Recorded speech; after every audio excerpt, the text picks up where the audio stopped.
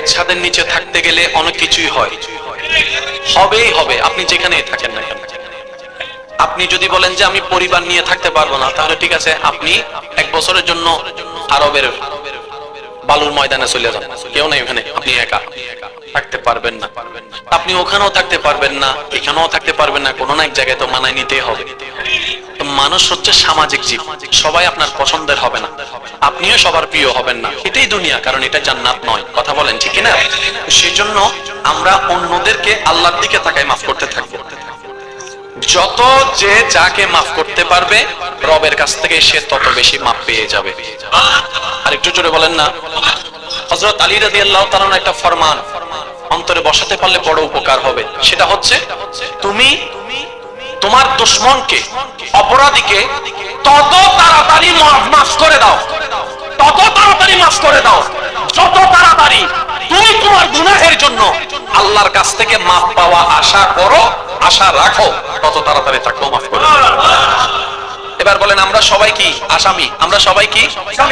যে আমাকে কষ্ট দিয়েছে, আপনাকে কষ্ট দিয়েছে, সে আবার আমার কাছে আসামি, আপনার কাছে আসামি। তা আমি আসামি চাচ্ছি, আমাকে মাফ করে দেখ আমার রব। আমাকে করতে হবে কি? আগে তাকে মাফ করে দিতে হবে, এছাড়া মাফ পাওয়ার কোনো সুযোগ নাই। আপনি আমাকে মাফ করেন, আমি আপনাকে মাফ করব। আপনি আমাকে সুযোগ দেন, আমি আপনাকে সুযোগ দিব। এটার নামই ইসলাম, এটার নামে মায়া, এটার নামে মোহাব্বত, এটার নামে সৌন্দর্য। চিৎকার দিয়ে বলেন না সুবহানাল্লাহ। দিন দিন কি ডিভোর্স কমতেছে না বাড়তেছে? জোরে বলেন না। আজকে থেকে 30-35 বছর আগে ডিভোর্সের হার এমন দেখা, এখন দেখেন অগণিত ডিভোর্স। মনে রাখবেন, আল্লাহ অশ্লীলতা থেকে আমাদেরকে বেঁচে থাকতে বলেছেন। আমরা অশ্লীলতার মধ্যে ডুবে গিয়েছি।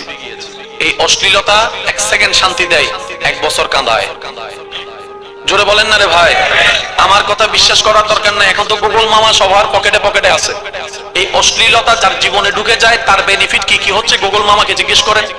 গুগল মামাই আপনারা বলবে। এই যদি নরক বানাইতে চাস জীবনকে, অশ্লীলতার মধ্যে চলে আয়।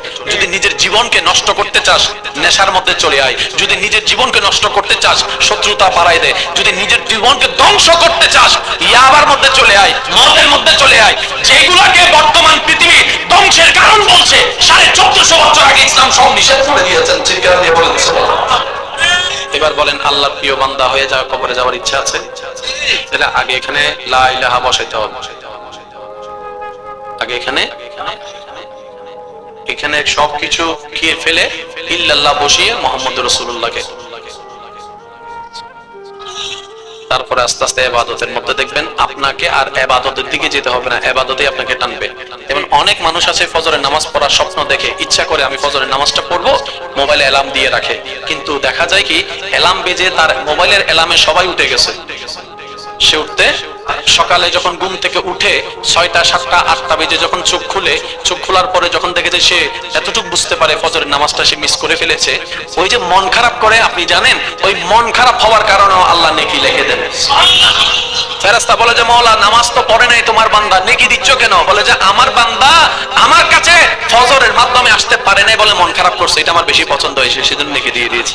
তো উম্মতে মুহাম্মদী নিয়ত করলেই সওয়াব, করলে তো অগণিত সওয়াব আছে। নিয়ত করবেন, যেমন আজকে ঘুমানোর আগে কেউ যদি নিয়ত করেন যে আল্লাহ যদি তৌফিক দেয় আগামী কালকে আমি ফজরের নামাজটা পড়বো, আপনি নিয়ত করতে দেরি, ডাইন কাঁধের ফেরেশতা লিখতে থাকবে। তো সেজন্য বলেছে, ইসলামের মধ্যে নবী বলেছেন ভালো কাজের নিয়ত করে রাখো, পারলে করো, সর্বোচ্চ চেষ্টা করো, কিন্তু নিয়তটা আগে করে রাখো। সেজন্য আমি সবাইকে বলবো, যেখানে ভালো কাজ, যেমন কোথাও একটা মসজিদ হচ্ছে, আপনি শুনলেন আল্লাহ যদি আমাকে তৌফিক দেয় আমি কিছুটা শরীক হব, নিয়ত করে রাখলেন, সব হতে থাকে। কথাই বলতে গেলে সব মানুষের হাসিকে যদি আপনি একটু পোস্টমর্টিং করেন, দেখবেন যে বেশিরভাগ মানুষের হাসির মধ্যে ফরমালিন পাওয়া যাচ্ছে।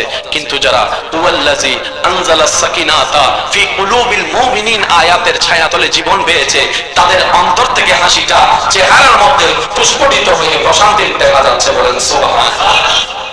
এবার বলেন, আপনারা একটা কথা বলেন, শান্তি শব্দটা কি শুধু আমাদের দরকার না সবার? ভাই জোরে বলেন না। আমরা মুসলমান যারা আছি তাদের দরকার না সবার দরকার? আর শান্তিটা আসে কার থেকে? আল্লাহ পাক বলে যে যারা আমার নিয়মে চলবে তাদেরকে আমি শান্তি দিব। সুবহানাল্লাহ, জোরে বলবেন। লা ইলাহা মনে থাকবে? জোরে বলেন, লা ইলাহা মনে থাকবে? এই দিলে থাকবে কয়জন? জোরে বলতে হবে কয়জন? আল্লাহ এবং তাহলে এখন আপনি যে বিয়ে করবেন ভাইয়া, এই দিলে থাকবে কয়জন? আল্লাহ এবং তাহলে শান্তি, ঠিক আছে। এবার বান্দা বলে যে আল্লাহ আমি যে বিয়ে করছি বউকে তো ভালোবাসতে হবে, ভালোবাসার জন্য তো দিলের দরকার।